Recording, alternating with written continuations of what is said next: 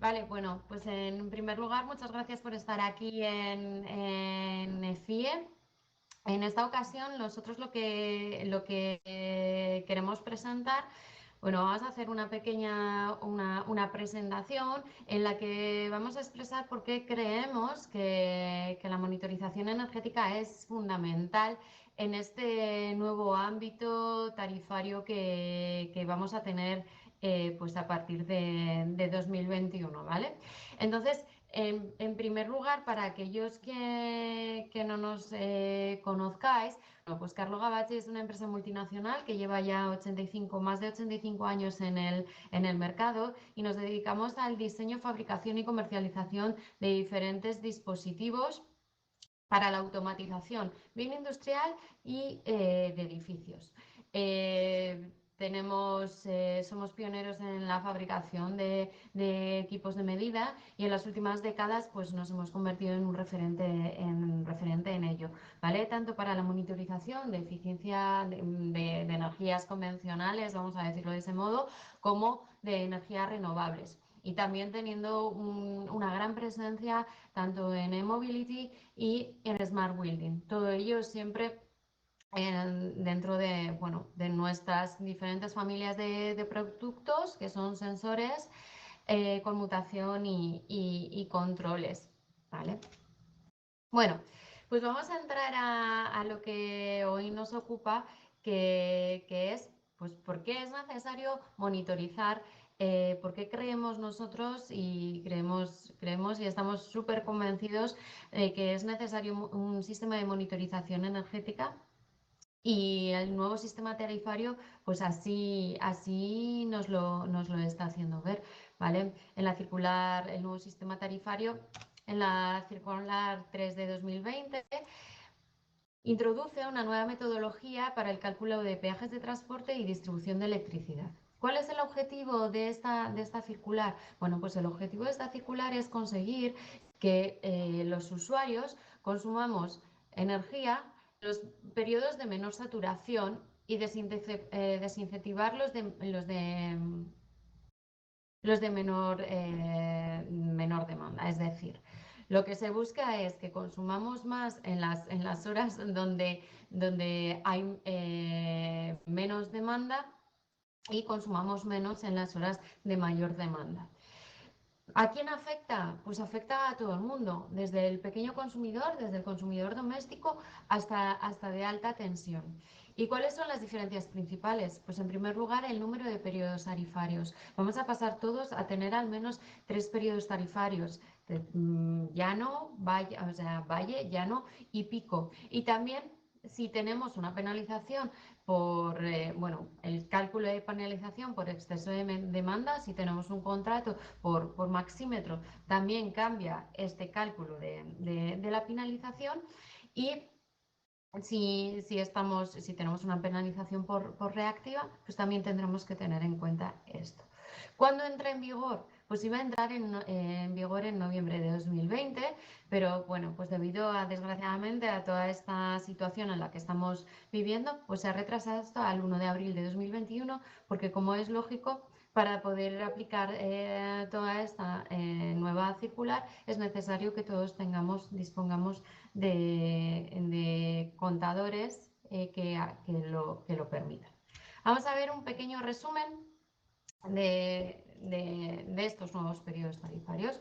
Como veréis ahí, vamos a pasar en un periodo, fijémonos en lo que todos conocemos, ¿no? Que es nuestra vivienda. Bueno, pues gente que teníamos pues, un único periodo tarifario, tanto de término de potencia como término de energía, vamos a pasar a 2 periodos de potencia, 2 términos de potencia diferentes y 3 periodos tarifarios, 3 precios diferentes para el kilovatio hora, ¿vale? Y así con todos, pues gente que tenía 3 periodos de potencia y 3 periodos de energía, como puede ser una pyme, ¿vale?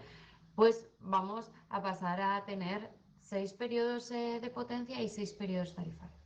Con lo cual, vemos que sí que es muy importante, vamos a pasar a a que todos estemos regulados por diferentes periodos tarifarios.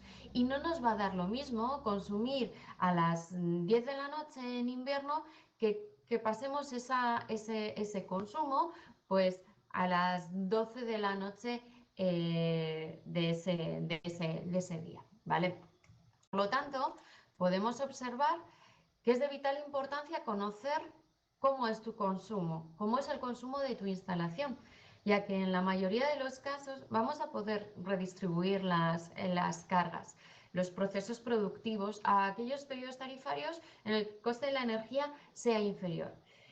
Por otro lado, el cálculo del término de potencia, ya los términos de potencia, aquellos que tenían una facturación del término de potencia según maxímetro, si consumíamos menos del 85% de ese, si nuestra potencia máxima en ese periodo, en ese mes, era inferior al 85%, nos iban a facturar el 85% del término de potencia. Ahora olvidémonos de eso, nos van a facturar siempre el 100%, por poner un ejemplo. Por lo tanto, conocer cuál es el término de potencia óptimo de nuestra instalación hará que tengamos una contratación lo más óptima posible, ¿vale? Y esto, a nuestro entender, no es factible si no tenemos datos, si no tenemos un sistema que nos ayude a tomar las decisiones adecuadas en cada momento.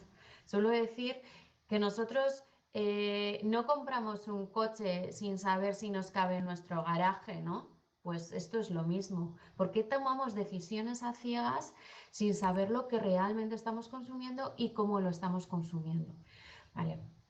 Por lo tanto, yo he querido hacer aquí un caso muy sencillo, ¿vale? No quiero que os quedéis con la idea, bueno, me está presentando aquí un caso de un consumidor residencial. ¿Qué tiene que ver esto con una pequeña industria o con un comercio o con un retail? Yo lo que quiero que veáis aquí es un ejemplo muy sencillo de cómo en una vivienda hay cosas que no se pueden reubicar y hay cosas que sí podemos reubicar. Pues esto va a pasar lo mismo exactamente igual pues en una industria con un proceso productivo. Veamos aquí un consumidor residencial. Entonces, ¿qué es lo que he querido visualizar aquí?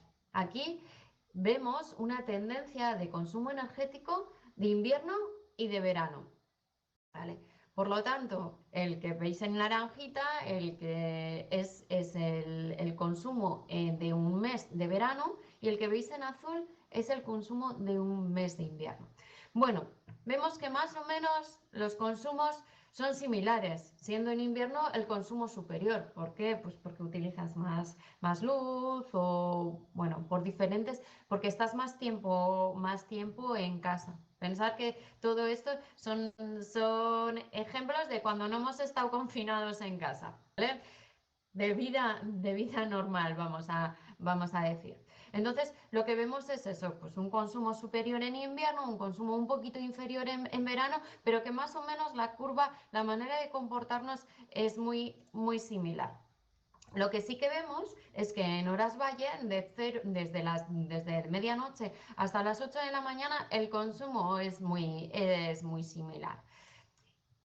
Luego, por otro lado, vemos que en invierno los consumos más elevados se concentran en horas pico. ¿Por qué? Pues porque venimos de trabajar, nos ponemos a hacer la cena, bueno, habrá que determinar qué es lo que hacemos en esas horas para ver si podemos cambiar nuestros hábitos.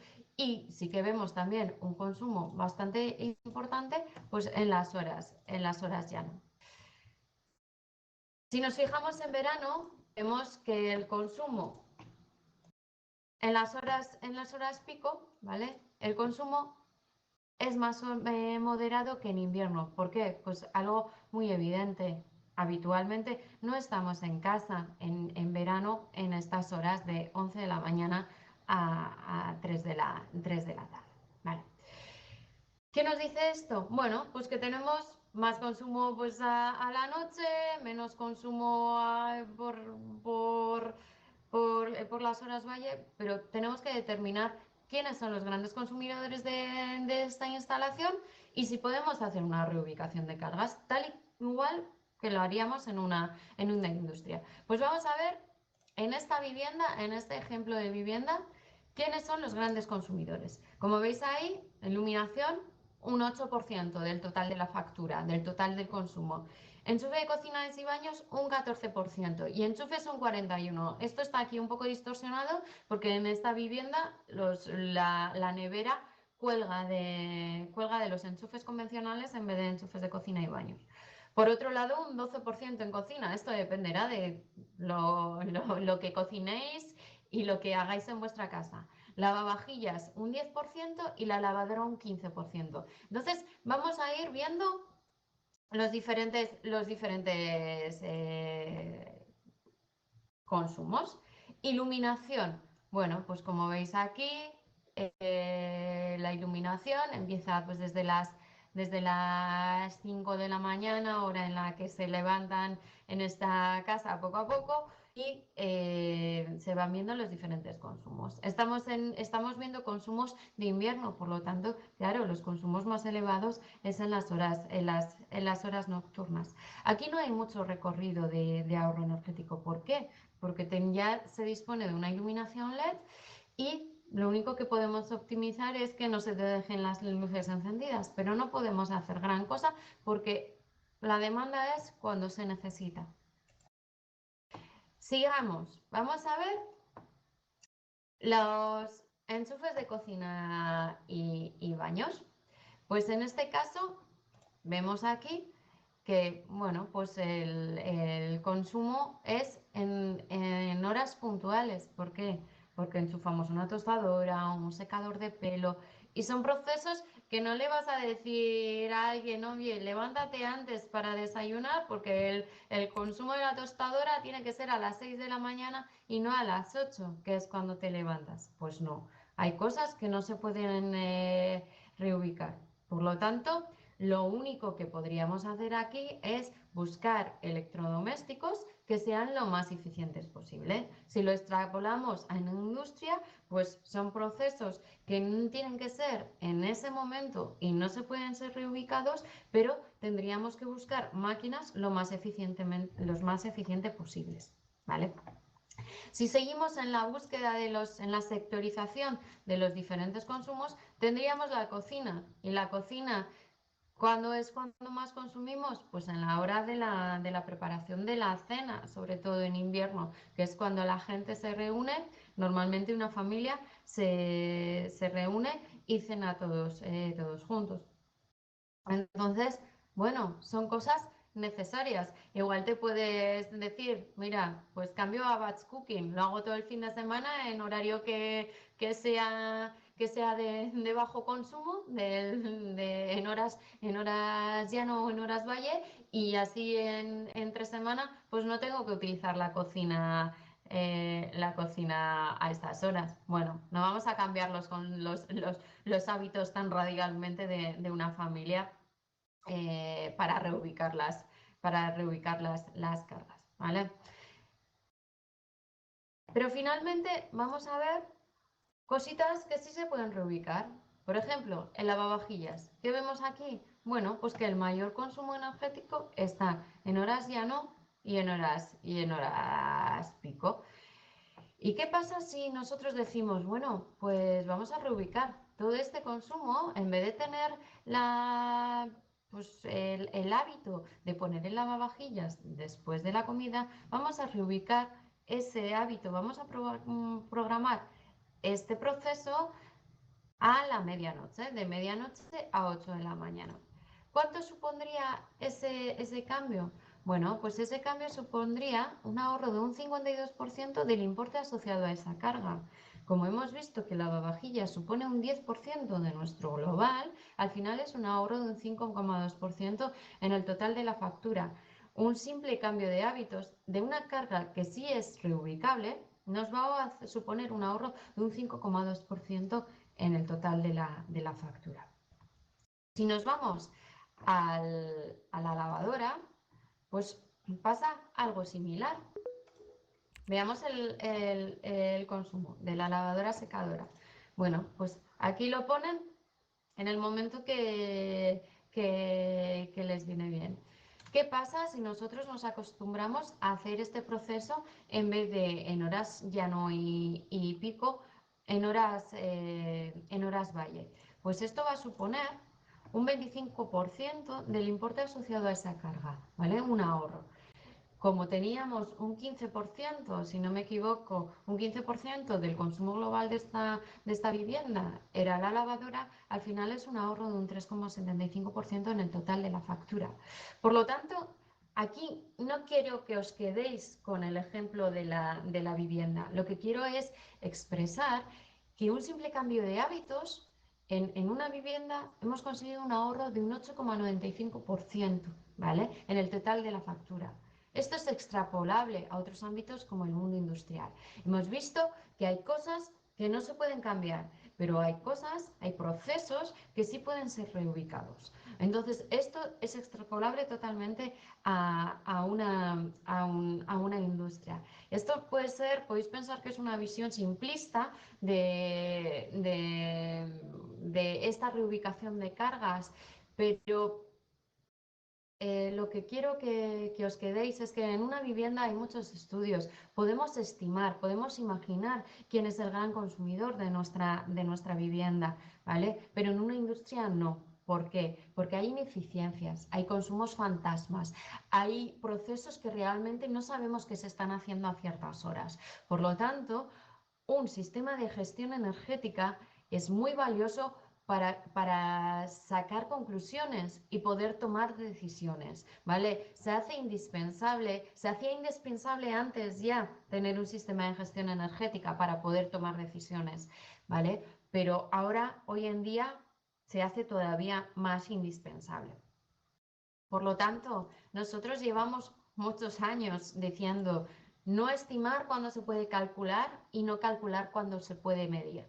Por lo tanto, es necesario tener un sistema de gestión energética basado en un plan, en un ciclo Plan Do Check Act, es decir, planificamos, consensuamos cuáles son los objetivos marcados, todo el mundo tiene que estar englobado en este objetivo y tenemos que tener unos objetivos realistas.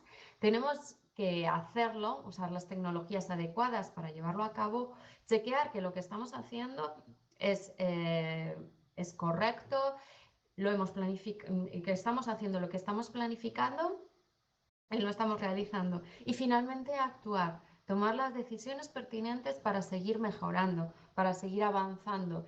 Estas decisiones pueden ser simplemente una concienciación de las personas que están en esa instalación o pueden ser procesos automatizados. Automatizar un proceso productivo, automatizar si estamos en un edificio, cosas tan simples como la iluminación o el control de cargas, actuar, ¿vale? Y todo ello seguir en esa rueda que sigamos mejorando en nuestros objetivos. Por lo tanto, nuestro sistema de gestión energética tiene que ser así y nuestras instalaciones tienen que ser eficientes energéticamente, ¿vale? Ya es una obligación. Puede ser una obligación por normativa, puede ser una obligación por el ahorro económico que te pueda suponer o simplemente por conciencia personal, ¿vale? Pero es hora de ser eficientes y no se puede ser eficientes si no sabemos cuáles son los problemas que debemos atajar. Y por lo tanto, vuelvo a reiterar el mensaje, es necesario un sistema de gestión energética, un sistema de monitorización energética que nos permita saber dónde estamos consumiendo, ¿vale? Y como en todos los ámbitos de la vida, ¿vale? Las industrias o los edificios, como cuando compramos una lavadora, los más nuevos son más eficientes.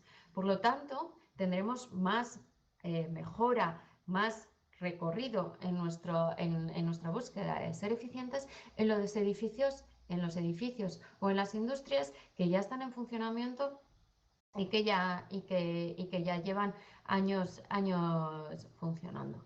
Entonces, y otra realidad es que hay más edificios, hay más parque de edificios y de industrias antiguas que nuevas. Por lo tanto, me voy a centrar en la monitorización energética de estos edificios, en instalaciones de tipo retrofit. ¿Y cuál es el sistema ideal de gestión energética? Pues depende del punto de vista, ¿no? El financiero, si le preguntas al financiero, pues será el que sea más barato, ¿vale? Si le preguntas al gestor energético, pues el que le proporcione la información que realmente necesita de una manera clara y rápida. Si nos fijamos en el instalador, pues el que sea más fácil de instalar y poner en marcha. Pero ¿por qué vamos a decir que las tres cosas no pueden ser? ¿Por qué no nuestro sistema de gestión energética no puede aunar o no puede contentar a estos tres perfiles que acabamos de ver? Pues vamos a intentarlo, ¿vale? Este es nuestro objetivo. Y lo que no nos debemos olvidar es que un sistema de gestión energética no solamente son los equipos de monitorización, sino que es un compendio de tres patas, ¿vale? Es un trinomio. Son los equipos, es la instalación y es la puesta en marcha. Y no debemos olvidarnos de esto, ¿vale? Equipos, instalación y puesta en marcha. Todo ello es el coste de la implantación. No nos centremos solamente en los equipos, ¿vale? Porque estaríamos cometiendo un error. Por lo tanto, cuando estamos en una instalación ya hecha, veremos que la elección del tipo de transformadores de intensidad o la elección de los analizadores o la elección del gateway que nos va a recoger toda esa información va a repercutir en el global de nuestra instalación. Por lo tanto, vamos a poner como ejemplo una instalación típica donde vamos a querer sectorizar iluminación, climatización y calefacción y aire acondicionado y el general. Vale. Lo primero que nos tenemos que plantear es una instalación nueva o existente. Bueno, pues en este caso yo me voy a centrar en la existente y lo que veremos es que, bueno, pues cuando venimos aquí y tenemos que meter un elemento de medida, nos podemos plantear un núcleo cerrado o un núcleo abierto, un transformador de núcleo cerrado o de núcleo abierto. ¿Cuáles son los pros de un transformador de núcleo cerrado? Pues que son más económicos que los de núcleo abierto, pero los contras que tenemos lo hacen casi imposible instalar en una instalación ya existente, ¿vale? Vamos a tener un sobrecoste de instalación porque van a tener que trabajar los instaladores en horario nocturno o en fines de semana o en vacaciones.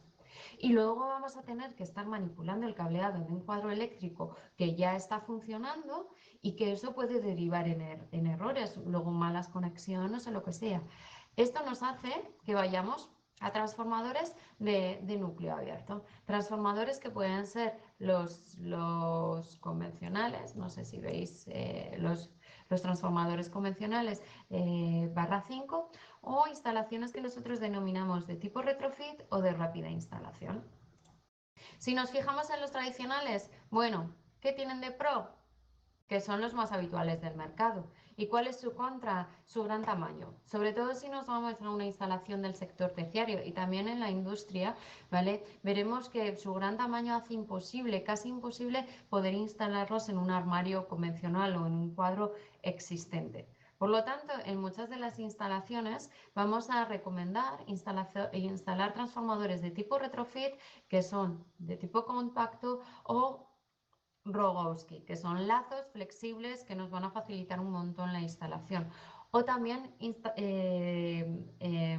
equipos de rápida instalación que son un pasito más, ¿vale? Un pasito más respecto a los retrofit, que simplemente con un clic el analizador de energía ya se entera incluso de lo que le has conectado, evitando errores en la instalación. Los tipos retrofit son transformadores de núcleo abierto, como hemos comentado, compactos o Larzo-Rogowski, y sus pros es que son muy fáciles de instalar, por su tamaño, ¿vale? Caben muy fácilmente en un cuadro eléctrico. Y los transformadores de tipo Rogowski, pues su flexibilidad. ¿Cuál es su contra? Pues un poco lo mismo que su Pro. Su Pro es que lo puedo instalar, que cabe muy bien en una en el armario, pero también tiene como contra que los orificios son más pequeños y dependiendo de la sección del cable, pues a veces pues vamos a tener que irnos a transformadores mayores, ¿vale? Pero son muy flexibles, son muy aconsejables en las instalaciones de tipo retrofit.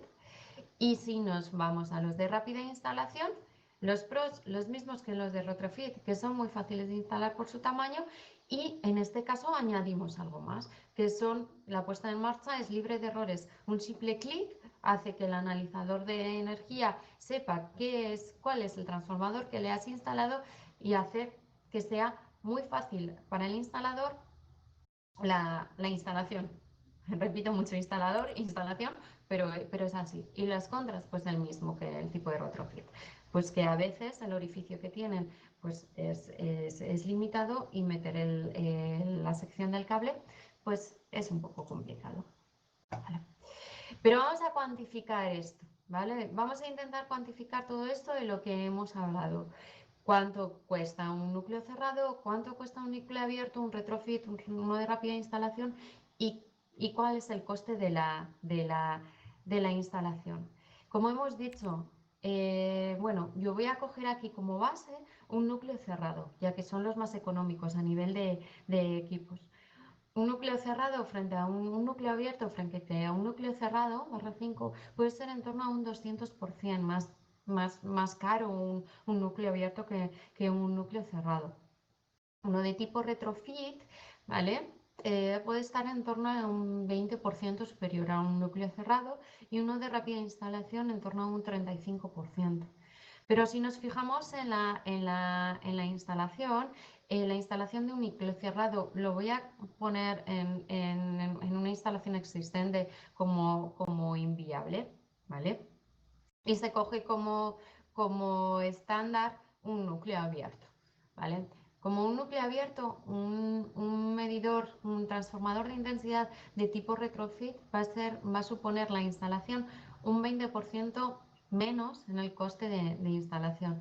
Y en los que hemos visto de rápida instalación, estamos en un 55%. Por lo tanto, nos vamos a centrar en soluciones de tipo retrofit o de tipo de rápida instalación. ¿Por qué?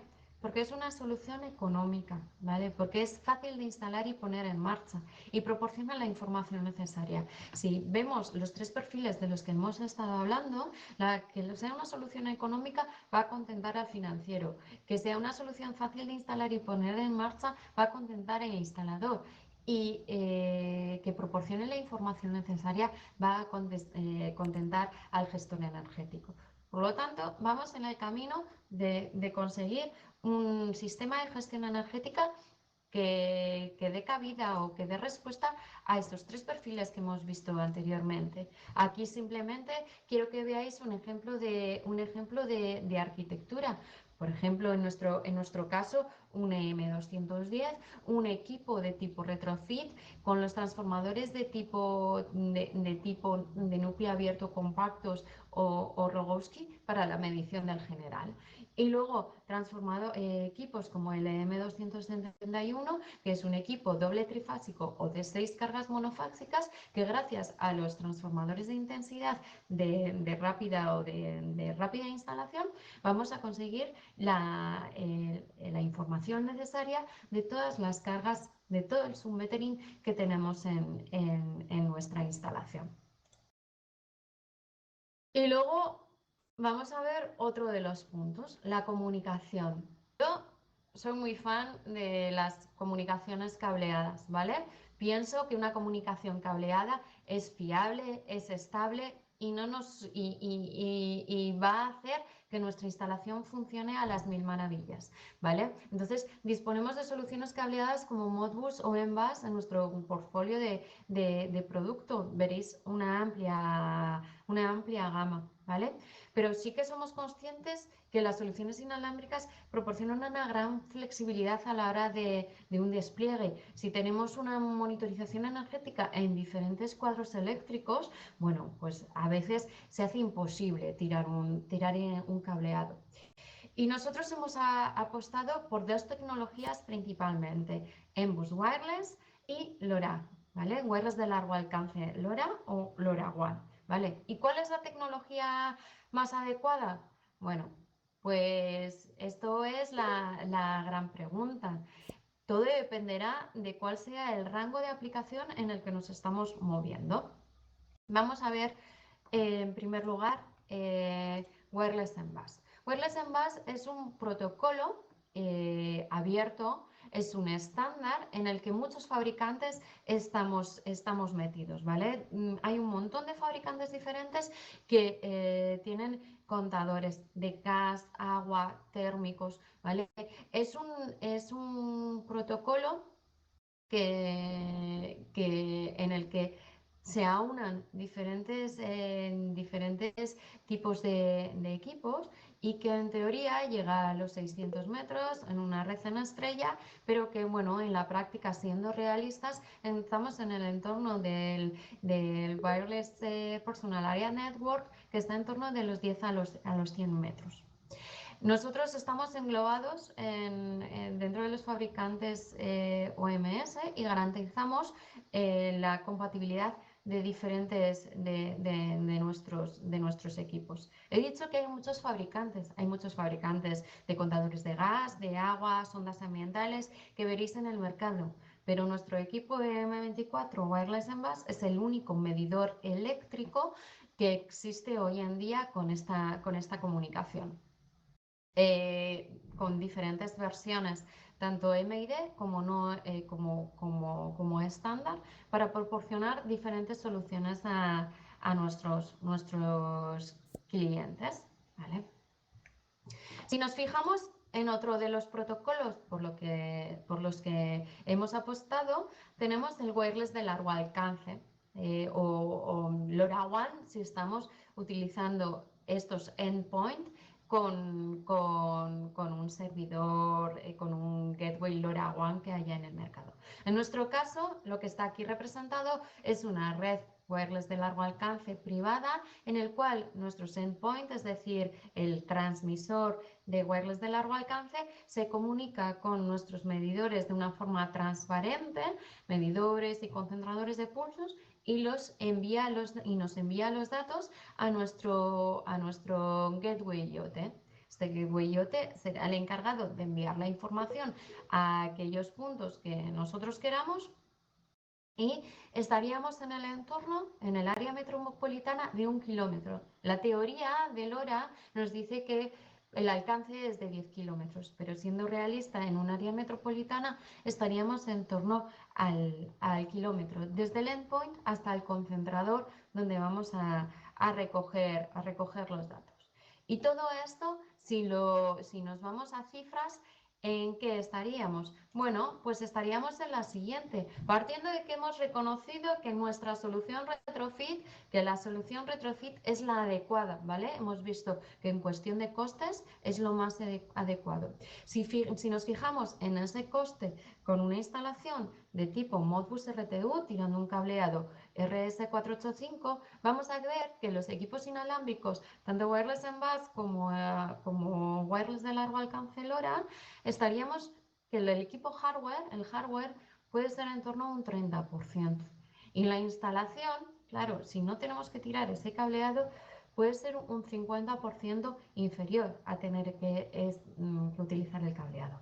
Pero todo esto es muy relativo. Aquí dependerá de las distancias que tengamos entre cuadros, la arquitectura que queramos diseñar, etcétera. No puedo decir que en todas las instalaciones sea así, pero bueno, por hacernos una idea, lo he querido cuantificar de esta manera. Por lo tanto, lo que no nos podemos,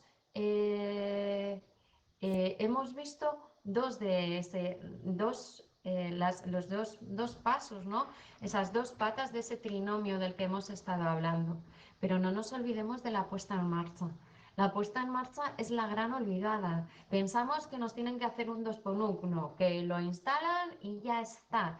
Pero esto no es así, ¿vale? Tenemos que tener en cuenta que las puestas en marcha, hay puestas en marcha que son muy complejas, ¿vale? Y que tenemos que evitar aquellos sistemas que las puestas en marcha sean complejas. Por lo tanto, no nos olvidemos que los equipos,